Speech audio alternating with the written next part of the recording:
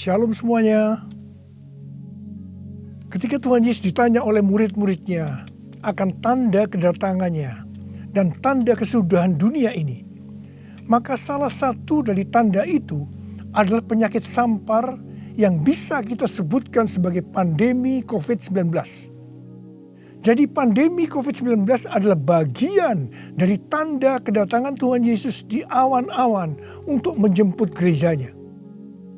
Ada yang berkata bahwa penyakit sampar sudah terjadi berulang-ulang. Malah pada tahun 1918 sampai dengan 1920 ada wabah flu Spanyol yang menyebabkan 50 juta orang meninggal. Tetapi Tuhan Yesus belum datang. Jangan-jangan setelah pandemi COVID-19 Tuhan Yesus juga tidak akan segera datang. Kalau kita bicara Tuhan Yesus tidak segera datang, ini tidak sesuai dengan yang dikatakan Tuhan Yesus dalam kitab Wahyu. Dalam kitab Wahyu, Tuhan Yesus berkata, "Aku datang segera," sebanyak 4 kali. Dan waktunya sudah singkat, waktunya sudah dekat, sebanyak 2 kali. Jadi kalau Tuhan Yesus berkata, "Aku datang segera," 2000 tahun yang lalu, apalagi hari-hari ini, pasti lebih segera lagi. Hati-hati, jangan terjebak menjadi pengejek-pengejek yang dengan ejekannya berkata, "Di mana janji kedatangannya itu? Dari dulu keadaan tetap seperti ini. Katanya salah satu tanda adalah penyakit sampar. Mana buktinya? Penyakit sampar sudah terjadi berulang-ulang, tetapi ternyata Tuhan Yesus belum juga datang." Jangan berkata bahwa setelah pandemi COVID-19 Tuhan Yesus pasti datang kembali. Atau jangan juga berkata bahwa setelah pandemi COVID-19 Tuhan Yesus belum segera datang. Kita tidak tahu dengan pasti kapan kedatangan Tuhan Yesus kembali. Hanya Bapa di sorga saja yang tahu. Yang penting Tuhan Yesus berkata bahwa penyakit sampar seperti pandemi COVID-19 ini adalah bagian dari tanda kedatangannya.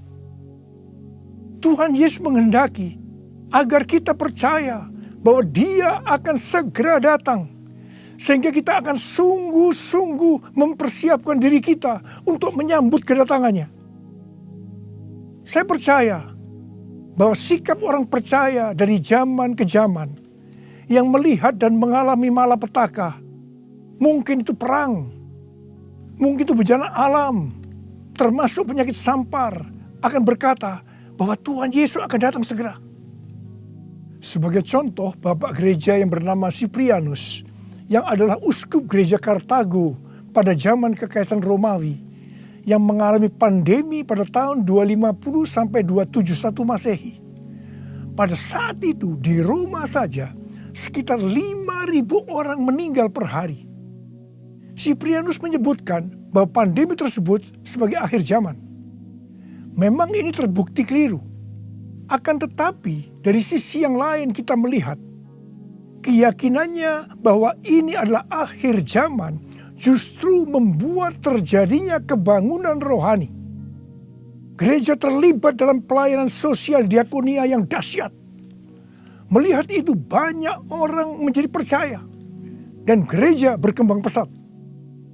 Jadi setiap zaman seolah-olah Tuhan menciptakan situasi, apakah itu perang, bencana alam, kelaparan, termasuk penyakit sampar, agar perkataan Tuhan Yesus, "Aku datang segera" itu selalu ada di dalam hati orang percaya. Sehingga mereka selalu dalam kondisi berjaga-jaga, melakukan amanat agung Tuhan Yesus, sehingga penuaian jiwa besar-besaran terjadi. Demikian juga dengan adanya pandemi COVID-19 ini, Tuhan menghendaki gerejanya, yaitu kita-kita ini, bergerak menyelesaikan amanat agung sebelum Tuhan Yesus datang kembali. Sejak tahun 2009, setelah Tuhan berbicara dengan begitu serius kepada saya tentang "Aku datang segera", saya selalu memperkatakan hal ini. Saya selalu mengingatkan agar kita lebih intim dengan Tuhan. Hari-hari ini pesan Tuhan kepada kita adalah kembali kepada kasih mula-mula. Ingat, kita adalah calon mempelai wanita dari Kristus. Sang mempelai pria akan datang dengan segera untuk menjemput kita. Kita harus mempersiapkan diri dengan kembali kepada kasih yang mula-mula. Dalam Wahyu 2 ayat 1 sampai dengan 7, Tuhan Yesus berkata kepada jemaat di Efesus, bahwa jemaat di Efesus itu rajin, tekun, tidak dapat sabar terhadap rasul palsu, tetap sabar dan mau menderita oleh karena namaku, kata Tuhan. Tidak mengenal lelah, membenci perbuatan-perbuatan pengikut Nikolaus yang juga aku benci, kata Tuhan Yesus. Pengikut Nikolaus mengajarkan bahwa percabulan tidak akan mempengaruhi keselamatan seseorang dalam Kristus. Ini adalah pengajaran sesat, karena kitab Perjanjian Baru mengatakan hal yang sebaliknya, yaitu bahwa orang yang hidup dalam percabulan tidak akan mendapat bagian dalam kerajaan Allah. Kalau kita melihat ini, saya berkata bahwa jemaat Efesus ini jemaat yang luar biasa. Akan tetapi Tuhan Yesus melanjutkan dengan berkata, namun demikian aku mencela engkau, karena engkau telah meninggalkan kasihmu yang semula. Sebab itu ingatlah betapa dalamnya engkau telah jatuh. Bertobatlah dan lakukanlah lagi apa yang semula engkau lakukan. Jika tidak demikian, aku akan datang kepadamu dan mengambil kaki dianmu dari tempatnya, jikalau engkau tidak bertobat. Mengambil kaki dianmu artinya mengeluarkan dari dalam kerajaan Allah. Kesimpulan dari pesan Tuhan kepada jemaat di Efesus, yang juga berarti buat kita semua, adalah apapun yang kita lakukan untuk melayani pekerjaan Tuhan, kalau tidak didasarkan kepada kasih mula-mula, maka Tuhan Yesus berkata, betapa dalamnya engkau telah jatuh. Dan kita harus bertobat. Kalau kita tidak bertobat, Tuhan akan mengambil kaki dian kita. Artinya, kita akan dikeluarkan dari dalam kerajaan Allah. Kasih mula-mula adalah kasih yang kita miliki pada saat kita baru bertobat dan percaya kepada Tuhan Yesus.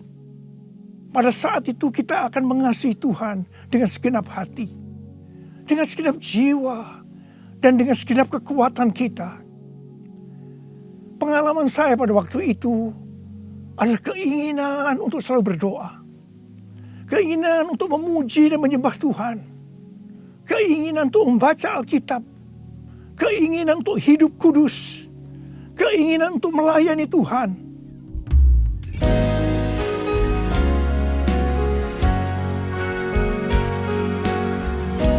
Ku cinta Kau Yesus, hanya Engkau bagiku Yesus. Sungguh ku rindu mengatakannya, betapa aku mengasihimu. Engkau Allah dan Rajaku, kekasih dan hidupku. Engkau segalanya bagiku. Ku bersyukur kepadamu. Ku bersyukur kepadamu. Ku bersyukur kepadamu.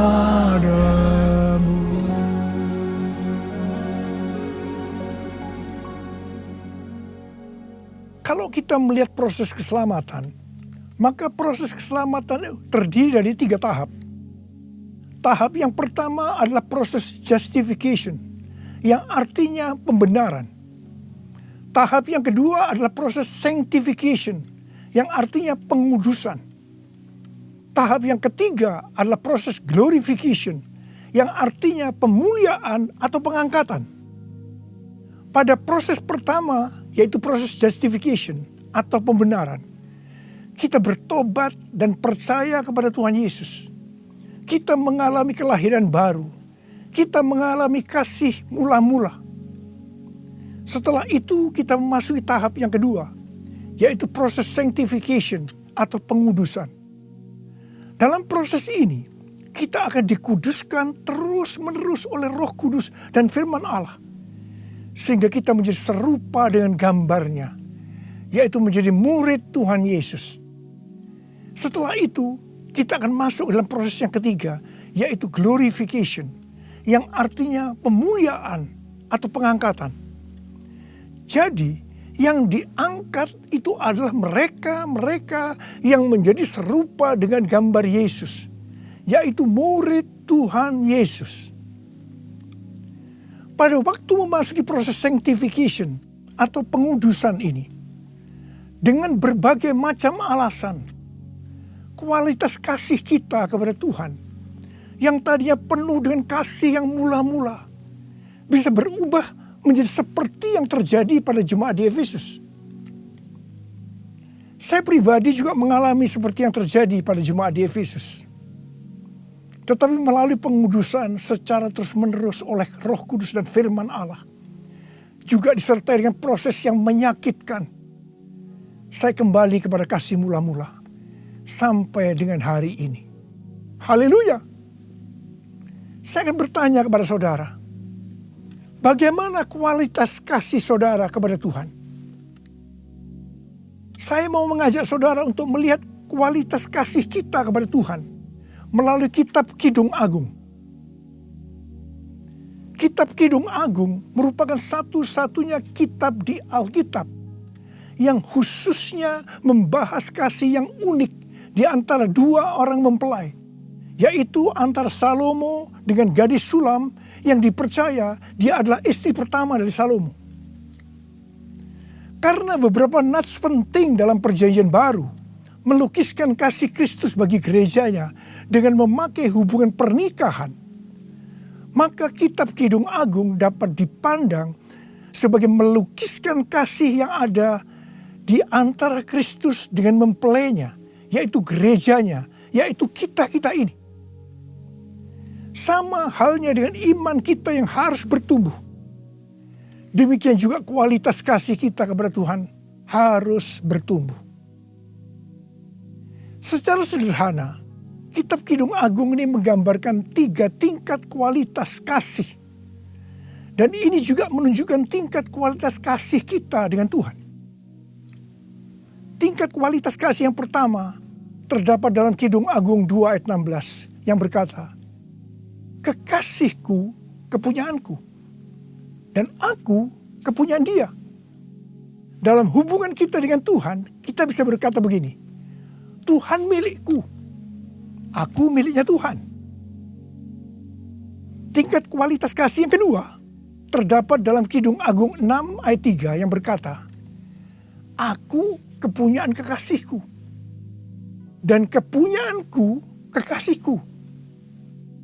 Dalam hubungan kita dengan Tuhan, kita bisa berkata begini, aku milik Tuhan, Tuhan milikku. Tingkat kualitas kasih yang ketiga terdapat dalam Kidung Agung 7 ayat 10 yang berkata, "Kepunyaan kekasihku, aku." Dalam hubungan kita dengan Tuhan, kita bisa berkata, aku milik Tuhan. Tingkat kualitas kasih yang pertama bisa dikatakan ini adalah kasih yang egois. Karena yang dikedepankan itu, Tuhan adalah milikku, baru aku milik Tuhan. Maka yang selalu dipikirkan hanya soal diberkati. Jadi karena Tuhan milikku, berkati aku dong Tuhan. Biasanya jarang bertanya kepada Tuhan tentang apa yang dikehendaki Tuhan dalam setiap rencana atau langkah yang akan dilakukan. Jadi kalau dia punya rencana, langsung akan minta supaya Tuhan memberkati. Biasanya juga jarang menyinggung tentang apa yang harus kita lakukan untuk melayani Tuhan. Itu tingkat yang pertama. Tapi tingkat kualitas kasih yang kedua bisa dikatakan sebagai kasih bersyarat. Aku milik Tuhan. Tuhan adalah milikku. Sekarang yang dikedepankan adalah aku miliknya Tuhan. Baru setelah itu Tuhan adalah milikku. Berarti mulai ada satu peningkatan. Di sini mulai ada menyinggung tentang melayani Tuhan. Tetapi dengan syarat. Supaya Tuhan memberkati. Jadi motivasi mau melayani karena mau diberkati Tuhan. Itu tingkat kualitas kasih yang kedua. Tetapi sekarang tingkat kualitas kasih yang ketiga. Inilah yang disebutkan kasih yang tidak egois. Kasih yang tidak mementingkan dirinya sendiri. Ini adalah kasih yang semula. Aku milik Tuhan. Titik. Tidak ada embel-embelnya lagi. Mereka yang memiliki kasih mula-mula akan berkata, aku milik Tuhan. Bukan milikku sendiri. Aku ini adalah milik Tuhan. Aku sudah dibeli. Dan harganya telah lunas dibayar. Aku dibeli dengan harga yang mahal. Yaitu dengan darah Yesus. Mereka yang memiliki kasih mula-mula akan berkata, jika aku hidup untuk Tuhan. Dan jika aku mati untuk Tuhan. Jadi baik hidup atau mati, aku adalah milik Tuhan. Mereka yang memiliki kasih mula-mula akan berkata, aku hidup, tetapi bukan lagi aku sendiri yang hidup, melainkan Kristus yang hidup di dalam aku. Hidupku bukannya aku lagi, tapi Yesus dalamku. Hidupku bukannya aku lagi, tapi Yesus dalamku. Yesus hidup, Yesus hidup dalamku. Hidupku bukannya aku lagi, tapi Yesus dalamku. Tapi Yesus dalamku. Orang yang memiliki kasih mula-mula sudah tidak memikirkan lagi tentang diberkati atau tidak diberkati oleh Tuhan. Yang paling penting adalah hidup menyenangkan hatinya Tuhan. Melakukan kehendaknya Tuhan. Seperti Tuhan Yesus berkata dalam Yohanes 4 ayat 34. Makananku ialah melakukan kehendak Dia yang mengutus aku dan menyelesaikan pekerjaannya. Makanan adalah sesuatu yang sangat vital dalam hidup ini. Mendapatkan makanan adalah motivasi manusia dalam bekerja atau berusaha. Dan Tuhan Yesus mengajarkan kepada kita bahwa yang paling penting dalam hidup ini, artinya fokus hidup kita adalah melakukan kehendak Bapa, bukan kepada makanan, meskipun makanan itu perlu. Orang yang memiliki kasih mula-mula akan melayani Tuhan seperti yang terdapat dalam Roma 14 ayat 17 dan 18 yang berkata, sebab kerajaan Allah bukanlah soal makanan dan minuman, tetapi soal kebenaran, damai sejahtera, dan sukacita oleh Roh Kudus. Karena barang siapa melayani Kristus dengan cara ini, ia berkenan kepada Allah dan dihormati oleh manusia. Orang yang memiliki kasih mula-mula akan selalu berkata, sebab engkau baik, bahwasanya untuk selama-lamanya kasih setiamu.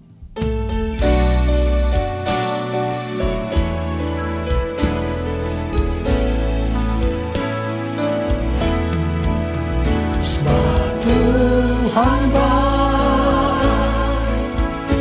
bahwasanya untuk selamanya kasih setianya. Sebab Tuhan bahwasanya untuk selamanya kasih setianya. Bahwasanya untuk selamanya kasih setianya.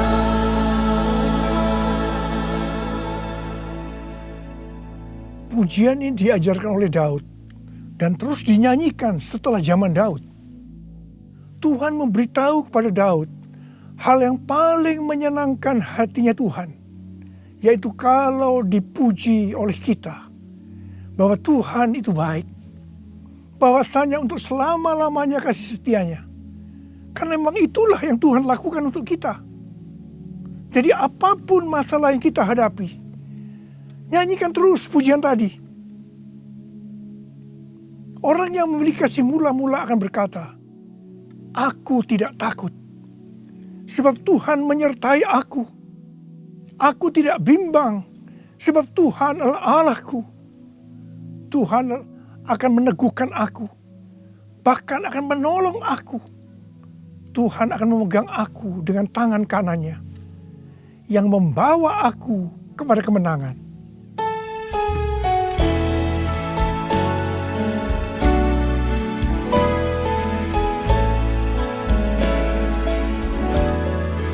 Tidak takut, sebab kau besertaku. Ku tidak bimbang, sebab Engkau Allahku. Engkau meneguhkanku, bahkan menolongku. Kau batu karangku, Yesus Tuhan. Yesus memegangku dengan tangan kanan-Mu. Yesus memberiku kemenangan. Yesus memegangku dengan tangan kanan-Mu. Yesus memberiku kemenangan. Yesus memberiku kemenangan. Yesus memberiku kemenangan. Haleluya. Orang yang memiliki kasih mula-mula dalam masa pandemi COVID-19 ini akan tetap percaya kepada janji Tuhan dan terus memperkatakannya. Orang yang memiliki kasih mula-mula akan berkata, Tuhan, saya mau menyelesaikan amanat agung dengan kuasa dari Roh Kudus, yaitu Pentakosta yang ketiga. Tuhan, saya berjanji untuk memakai mulut ini hanya berbicara tentang firman Tuhan, bukan yang lain-lain. Orang yang memiliki kasih yang mula-mula akan melakukan firman Tuhan seperti yang terdapat dalam lagu ini. Aku mengasihi Engkau Yesus dengan segenap hatiku. Aku mengasihi Engkau Yesus dengan segenap jiwaku. Ku renungkan firman-Mu siang dan malam, ku pegang perintah-Mu dan ku lakukan. Engkau tahu ya Tuhan, tujuan hidupku hanyalah untuk menyenangkan hati-Mu. Menyenangkan hati-Mu, menyenangkan hati-Mu.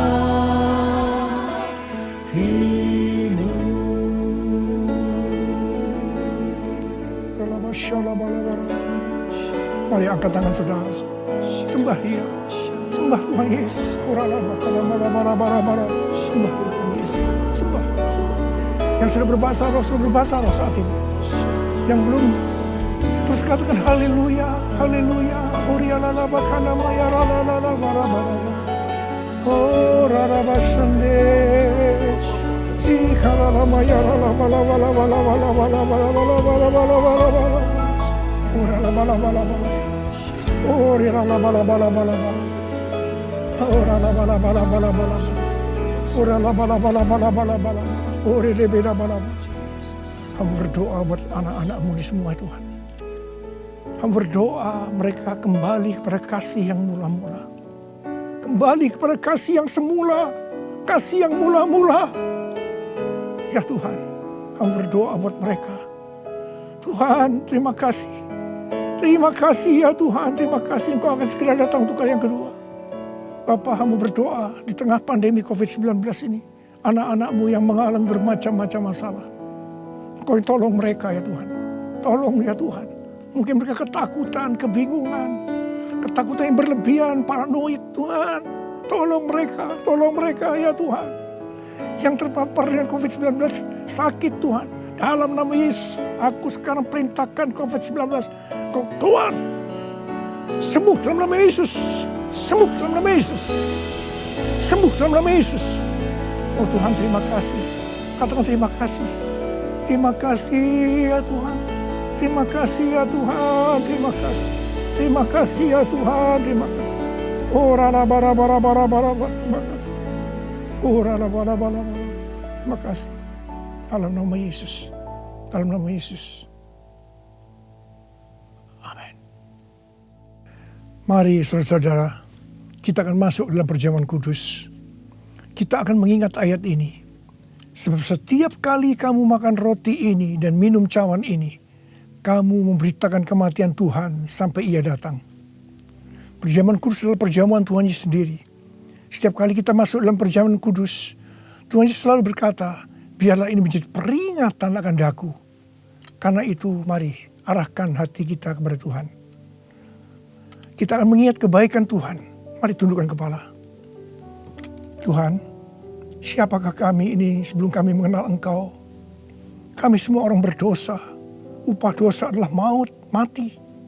Tapi Engkau yang tidak berdosa telah dijadikan dosa oleh karena kami. Engkau harus mati dengan penderitaan yang luar biasa ya Tuhan.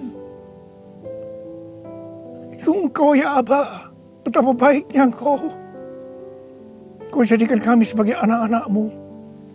Engkau tuntun kami, Engkau bela, Engkau lindungi, Engkau berkati. Engkau sembuhkan kami, Engkau ajar kami ya Tuhan. Engkau juga menghajar kami kalau kami salah Tuhan. Terima kasih ya Aba. Terima kasih Engkau itu adalah Engkau ya Tuhan.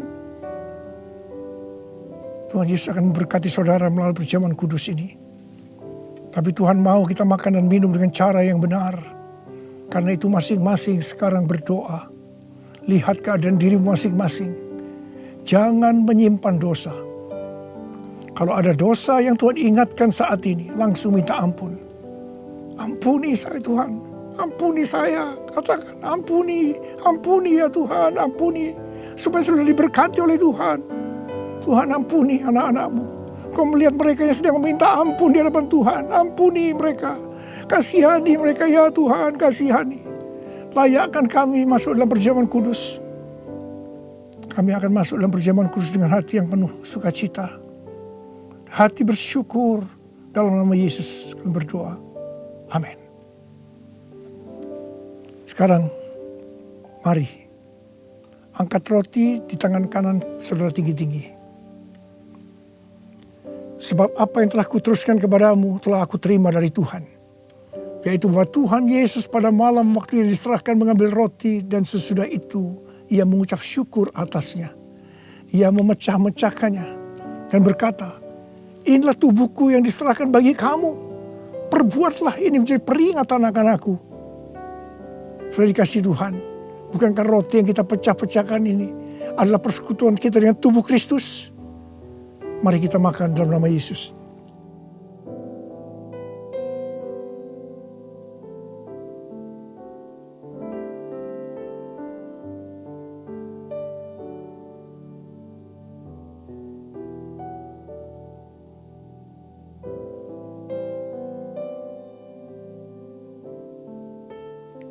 Sekarang angkat cawan di tangan kanan saudara tinggi-tinggi.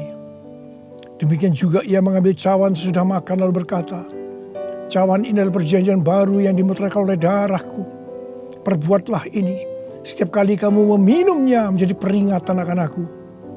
Saudara kasih Tuhan, bukankah cawan pengucapan syukur yang atasnya kita ucapkan syukur adalah persekutuan kita dengan darah Yesus.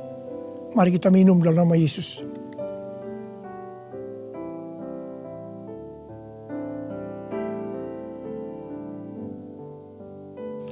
Mari angkat tangan saudara. Ucapkan terima kasih. Ucapkan syukur. Ucapkan syukur dan terima kasih ya Tuhan. Kami mengucap syukur dan terima kasih ya Tuhan. Terima kasih. Engkau baik ya Tuhan. Bahwasanya untuk selama-lamanya kasih setiamu. Engkau baik ya Tuhan. Engkau baik ya Tuhan. Bahwasanya untuk selama-lamanya kasih setiamu. Tuhan terima kasih. Tuhan terima kasih. Terima kasih. Terima pengurapan Tuhan saat ini. Angkat kedua tanganmu, terima urapi anak-anakmu, terima pengurapan Tuhan, terima kasih Yesusku, terima kasih Yesusku, puji syukur hanya bagi Tuhanku, terima kasih Yesusku, terima kasih Yesusku. Puji syukur hanya bagi Tuhanku. Terima kasih. Terima kasih Yesusku. Terima kasih Yesusku. Puji syukur hanya bagi Tuhanku. Terima kasih Yesusku. Terima kasih Yesusku. Puji syukur hanya bagi Tuhanku. Puji syukur hanya bagi Tuhanku. Puji syukur hanya bagi Tuhanku.